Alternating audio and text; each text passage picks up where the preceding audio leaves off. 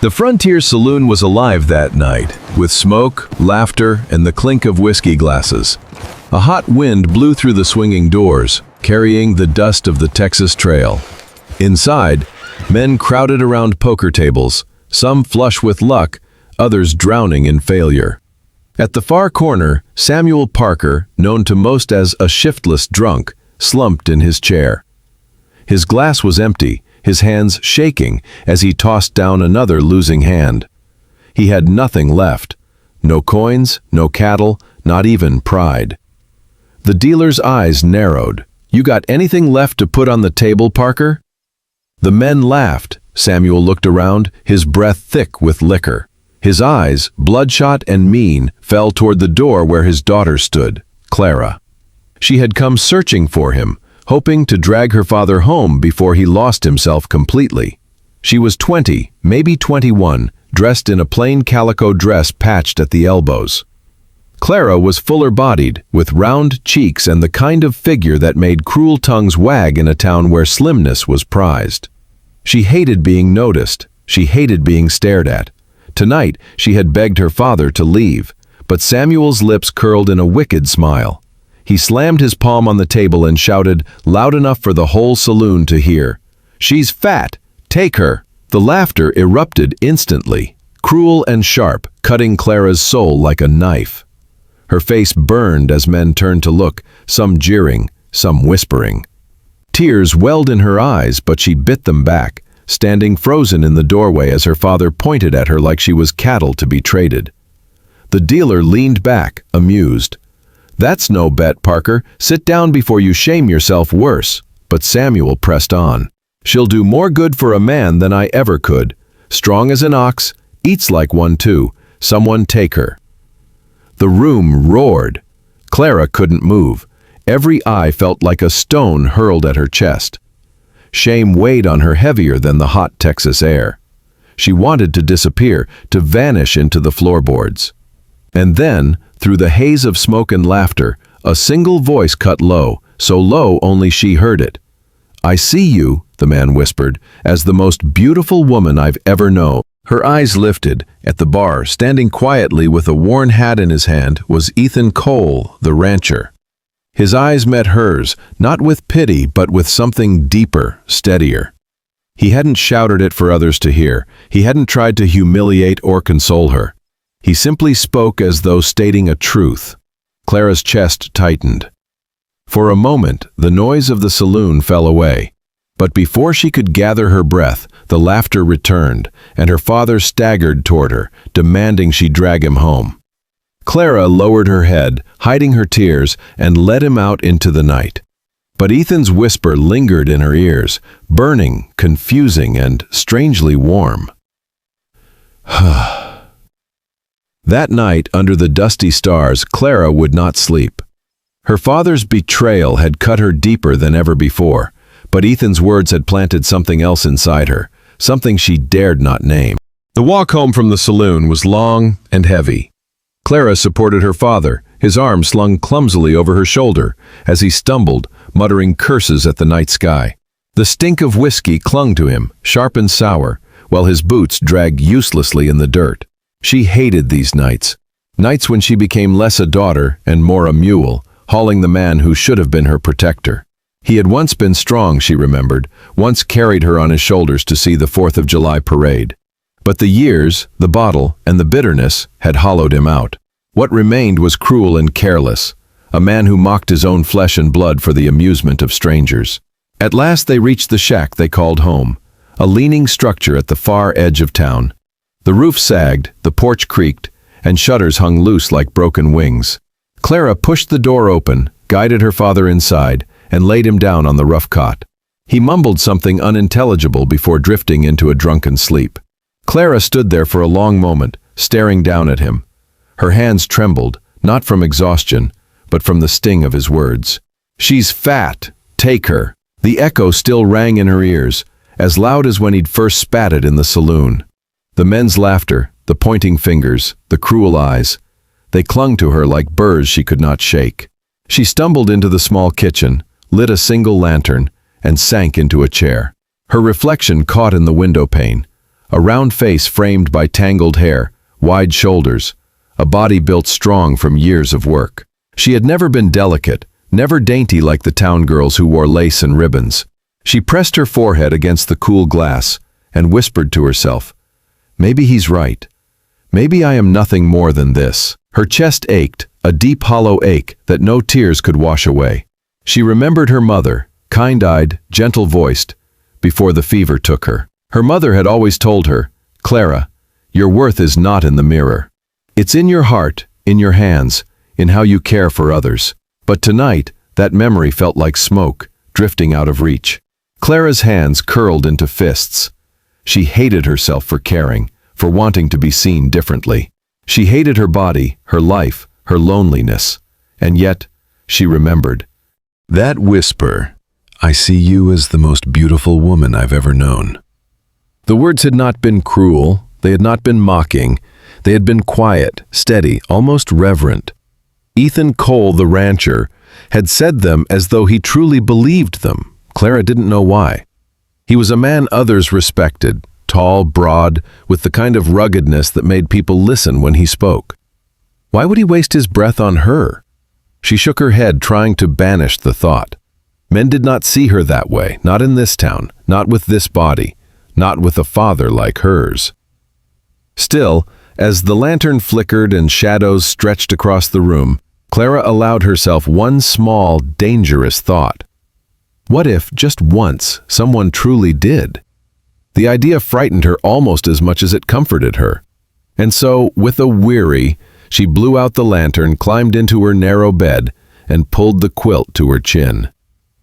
Sleep did not come easy. Every time she closed her eyes, she saw her father's sneer, the crowd's laughter. Yet behind it all, she also heard that whisper, low and certain, carrying her into restless dreams.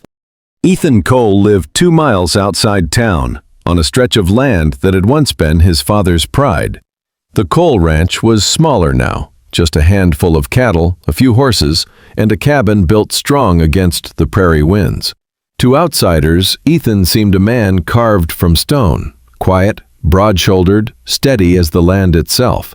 But those who looked closer knew he carried more than his share of scars. By the time the sun rose after that humiliating saloon night, Ethan was already awake, feeding the livestock. His limp slowed him, but it never stopped him. Years back, a gunshot had torn through his thigh during a skirmish with cattle rustlers. The wound had healed, but it left him marked, each step a reminder of violence survived. He paused, resting his weight against the corral fence, watching the horses stir. His hand drifted to the scar through his trousers. He hated the way it made him feel, less of a man, broken, unworthy of the life he once dreamed of.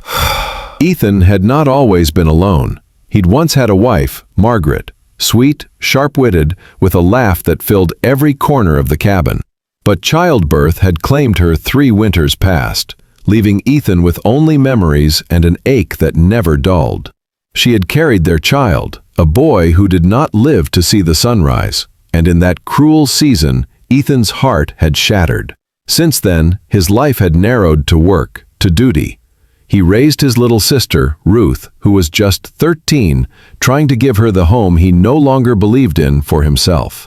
He worked the land, fed the animals, repaired fences, and let each day pass into the next like beads on a string.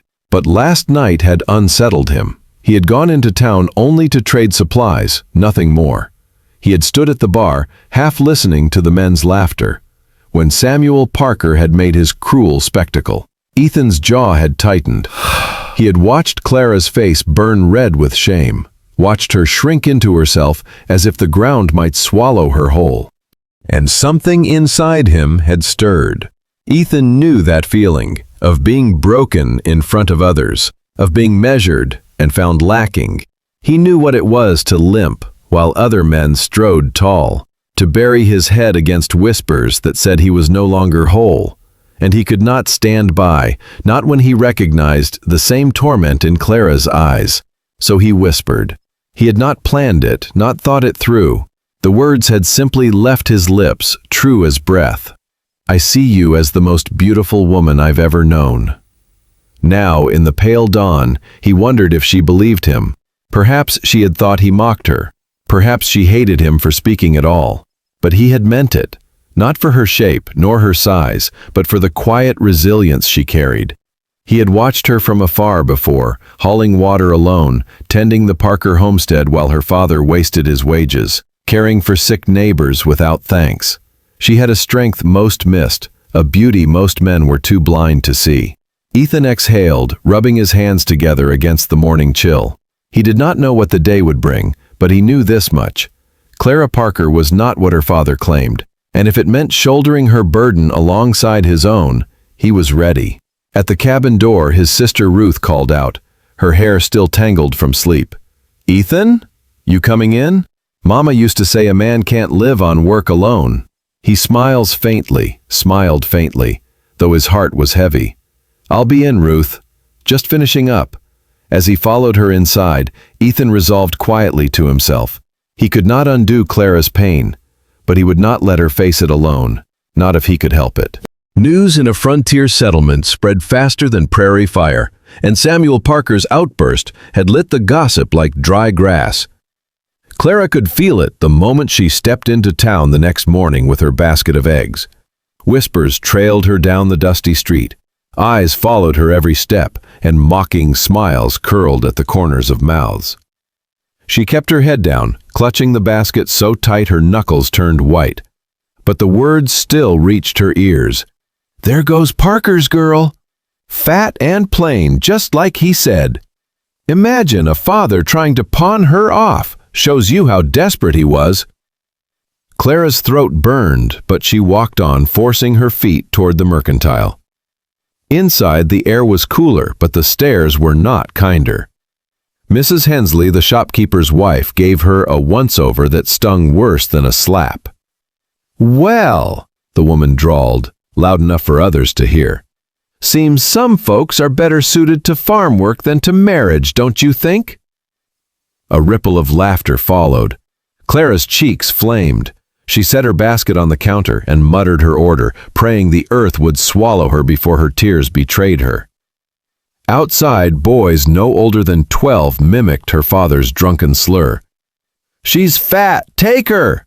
before bursting into cruel laughter.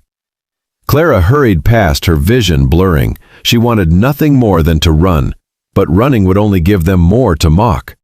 So she walked, stiff-backed, until she reached the safety of home. That night, as she scrubbed dishes by lantern light, her father slumped in his chair, half drunk again. He had no memory of the shame he'd poured on her, no apology, no remorse. Only a fresh bottle in his hand, and another round of curses for a world he claimed had cheated him. Clara's heart ached with loneliness so sharp it made her chest hurt. If her mother had been alive, perhaps things would be different. But with Samuel as her only kin, she bore the weight of his failures as if they were her own. Unseen, from the shadows of the road, Ethan Cole watched her window that evening. He had come into town for supplies and heard the whispers himself, heard the cruel laughter. It twisted something deep in him. He saw Clara's silhouette against the lamplight, shoulders slumped, head bowed. She carried her shame like a yoke, but she carried it quietly, without complaint. Ethan leaned against the fence post, jaw tight. He had known cruelty in his life, but there was something in this that struck harder. A father was meant to shield his daughter, not destroy her, and a town, neighbors, were meant to lift, not tear down. As the wind carried laughter from the saloon across the night air, Ethan swore to himself he would not let Clara Parker be broken by them. Not if he had the strength to stand beside her. 2 days later, the wind carried the smell of rain across the prairie. Dark clouds gathered low and heavy, and the people of Dry Creek hurried to tie down what they could. Clara was out by the chicken coop when she spotted the horse limping at the edge of her father's pasture. It was a roan mare, ribs showing, mud caked on her legs, and a deep cut along her flank. The poor animal's eyes were wild with pain. She froze for a moment. Taking in strays was one more burden her father would scorn, but something inside her stirred stronger than fear. She dropped her basket and moved slowly toward the mare, speaking soft as a hymn. "Easy now, you're not alone." The animal shuddered, ready to bolt, but Clara's voice was steady, gentle as falling rain. She held her hands out, palms open. No demand, no force.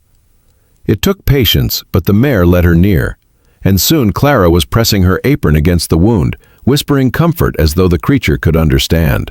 From the far fence line, Ethan watched again. He had been riding into town, but the sight stopped him cold. Here was the same woman the town mocked, the same girl her father scorned, kneeling in the mud to save a creature no one else would bother with.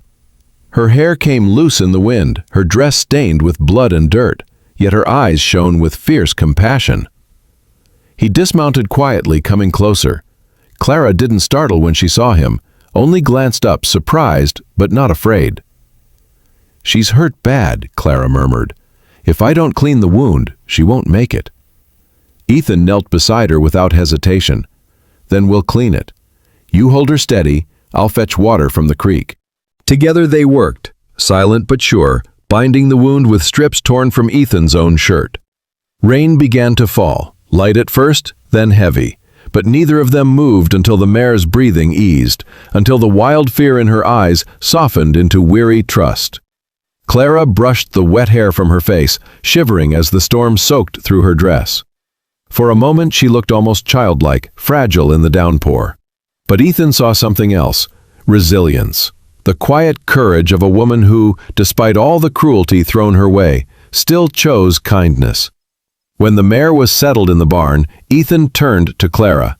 His voice was low, almost rough with emotion he hadn't planned to reveal. "You've got more strength than most men I've known." Clara's eyes widened, startled. Compliments were rare in her life, almost foreign. She lowered her gaze, shaking her head. Strength? Number. Just no one else was going to help her. "That's exactly what strength looks like," Ethan replied. For the first time in a long while, Clara felt something stir in her chest that wasn't shame or sorrow or loneliness. It was small, fragile, but alive, like a seed pressing up through hard soil, reaching for light. The storm passed as quickly as it came, leaving Dry Creek drenched in the smell of wet earth and sagebrush. The roan mare rested in the barn, breathing easier, her wounds cleaned and bound. Clara lingered there, sitting on a bale of hay with her skirts damp and her hands trembling from the effort. Ethan stood at the doorway, his hat low against the dripping eaves, watching her in silence. He had seen plenty of women in his time, ladies in saloons with painted smiles, ranchers' wives hardened by the land, but none had struck him the way Clara did now. Not because of beauty in the way the world measured it, but because she carried something he had nearly forgotten existed: quiet dignity. Clara wiped her brow and tried to stand, but her legs wavered from exhaustion. Ethan stepped forward instinctively, catching her arm before she stumbled. "I'm fine," she murmured, her cheeks burning with embarrassment. She pulled her arm back, half expecting ridicule, but it didn't come. Instead, Ethan's voice dropped, husky and almost hesitant, as though the words had been waiting too long to be spoken. "Clara," he said, "you see yourself the way others tell you to, but I don't. I see you as the most beautiful woman I've ever known." The words hung in the air like smoke after gunfire, heavy and undeniable. Clara froze. For a heartbeat, she thought she had misheard. No one had ever spoken of her in such a way. Her father's voice, sharp and cruel, had carved scars deep inside her. The townsfolk's sneers had echoed in her ears for years. And now, here was this man, speaking a truth she had never dared to believe. Her lips parted, but no sound came. Tears welled unbidden in her eyes, blurring her vision. She turned her face away, ashamed to let him see her cry. But Ethan stepped closer, lowering his voice to a whisper meant only for her. "You don't have to believe me yet, but one day you will, because I'll show you." Every day, in every way I can, the barn was silent, except for the soft rustle of hay and the steady breathing of the horse. Outside, the last drops of rain tapped against the roof like a gentle hymn. Clara sat back down slowly, overwhelmed, clutching her hands to her chest, as if holding a fragile gift she dared not drop. Ethan didn't press further. He only tipped his hat, gave the mare a final glance, and left her with those words echoing in her heart. For the first time in her life, Clara dared to imagine that maybe, just maybe, she was more than what the world had told her. The rain left Dry Creek washed clean, but in the Harper house, storms never seemed to end. Clara's father returned late, the sour stench of whiskey clinging to him like a second skin. His boots dragged mud across the floor, his eyes red-rimmed and wild. He slammed the door shut behind him, the sound echoing through the small, worn cabin. Clara had just set a kettle on the stove, her hair still damp from the storm, when he noticed the bandages laid out to dry near the hearth. His gaze sharpened, mean suspicion cutting through his drunken haze. "What's this?" he barked, grabbing one of the bloodied strips. "Whose horse was it? Don't tell me you wasted your time again, fussing over some useless beast." Clara swallowed hard. She was hurt, Pa. Badly. If I didn't help, she would have died. Her father's face twisted, and in 2 strides he was on her. His hand gripped her arm like iron, jerking her close so the reek of liquor burned her nose. "You think you're better than me? Nursing strays? Making a fool of me in front of this town?" His words spat like venom. Clara winced but didn't pull away. She had learned long ago that resistance only fed his rage.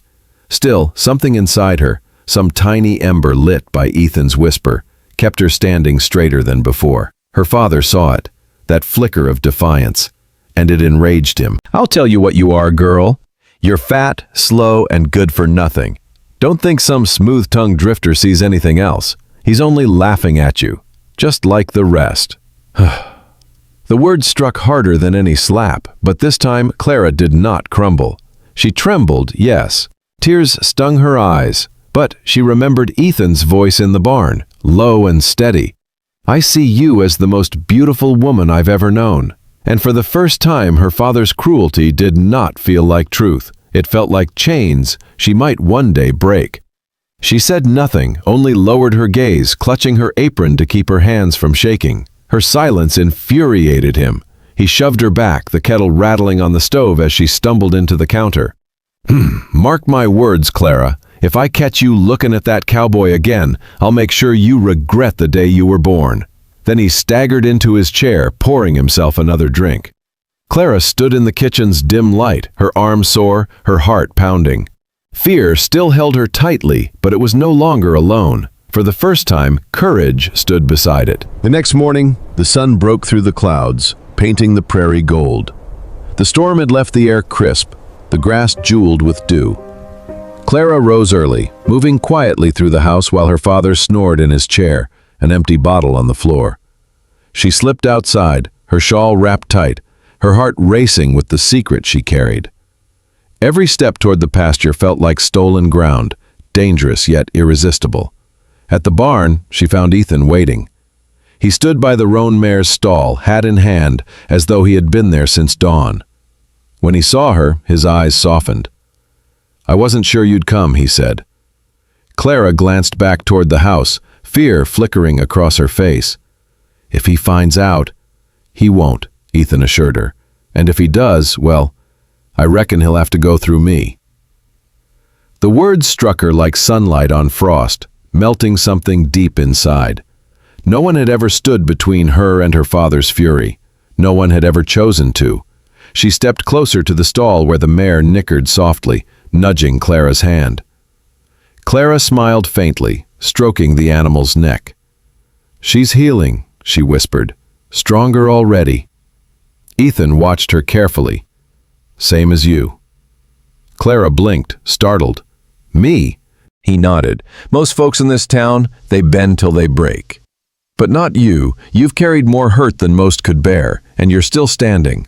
That's strength, Clara. That's freedom." The word freedom echoed in her chest, foreign and fragile. She had never dared dream of such a thing. Ethan leaned against the stall, his voice dropping low.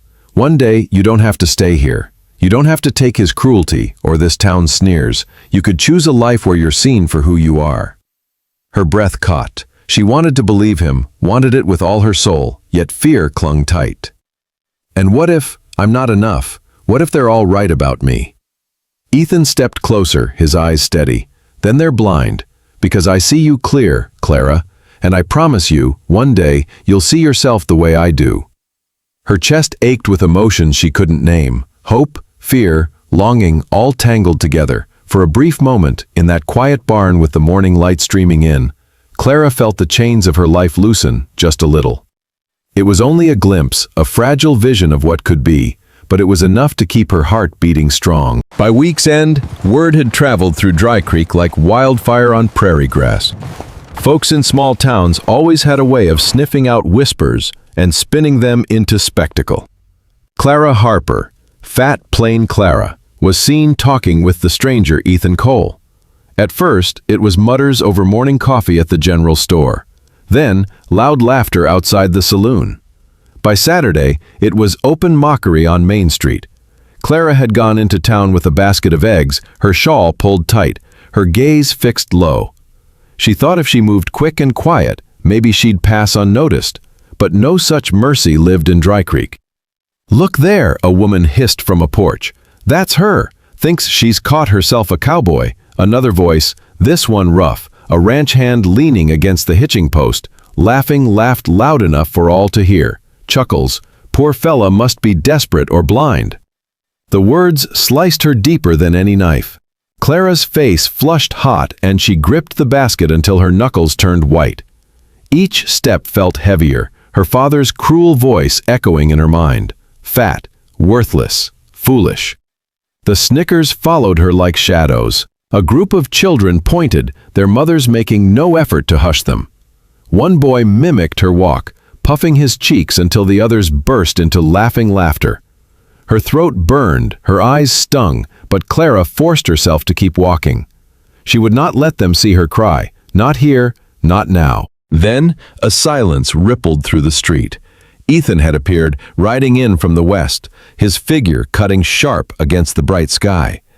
He slowed his horse when he saw her, dismounted, and without hesitation, walked straight to her side.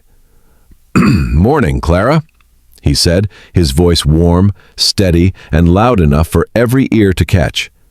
He tipped his hat to her, not mockingly, not in pity, but in respect. The crowd's laughter faltered. A hush spread, broken only by the creak of swinging doors and the clop of Ethan's horse shifting its weight. Clara's heart pounded. No man had ever stood beside her like this, in plain sight, against the whole town's cruel gaze. Ethan offered his arm, and though her hand trembled, Clara slipped it through. Together they walked down Main Street, past every smirk, every whisper, and though fear still pressed heavy on her, something else stirred stronger: pride. For once, Clara Harper did not walk alone. By the time Clara returned home, her steps lighter from Ethan's steady arm, the whispers of Dry Creek had already reached her father's ears. A drunk man's temper is quick tinder, and by sundown, the Harper cabin was ablaze with his fury. He waited for her inside, bottle clutched tight, eyes bloodshot with rage. The moment she crossed the threshold, his voice cracked like a whip. "You shameless girl," he roared. "You think I don't hear what the town's sayin'? You, parading yourself with that cowboy, making a mockery of my name." Clara froze, basket still in her hands. "Pa, I didn't." "Don't lie to me," he bellowed, slamming the bottle onto the table so hard it shattered, whiskey spilling across the wood. "You're nothing. Do you hear me? Nothing. And that man, he's laughing at you, same as I do." For years, Clara had stood in that very spot, shrinking smaller under his words, believing them to be gospel. But tonight, something inside her had changed. She set the basket down slowly, her hands trembling but her spine straight. Her voice was quiet but steady. "No, Pa. He's not laughing." Her father staggered forward, rage boiling in his veins. "What did you say to me?" Clara's heart pounded, but Ethan's voice echoed in her memory.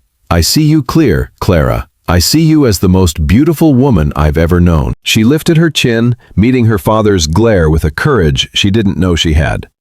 "I said you're wrong. He doesn't see me the way you do, and neither do I, not anymore."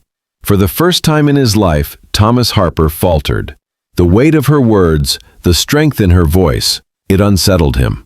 He saw something new in his daughter's eyes.